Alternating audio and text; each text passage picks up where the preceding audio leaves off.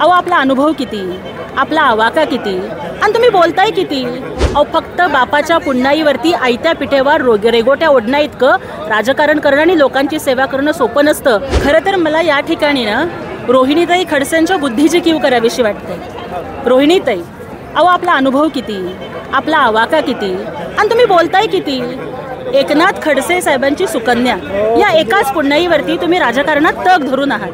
आणि आठवतंय का आपल्याला की माननीय एकनाथजी खडसे साहेबांनी सुद्धा ओपनली सांगितलं होतं की जर एकनाथ शिंदे साहेबांचं विमान वेळेत जर पोचलं नसतं तर माझं विमान कधीच स्वर्गात उडालं असतं, अशी कबुली आणि कृतज्ञता माननीय एकनाथ खडसे साहेबांनी सुद्धा व्यक्त केली.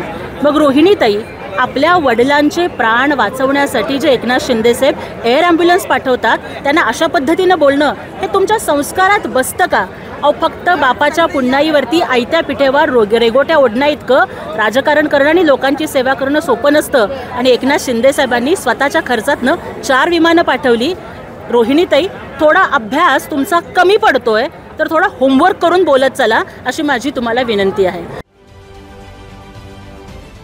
महाराष्ट्रातील सर्व बातम्यांचे विश्वासार्ह व्यासपीठ, सकाळच्या सर्व सोशल मीडिया प्लॅटफॉर्मला लाईक, फॉलो आणि सबस्क्राईब करा. तसंच सर्व नोटिफिकेशनसाठी बेल आयकॉन प्रेस करायला विसरू नका.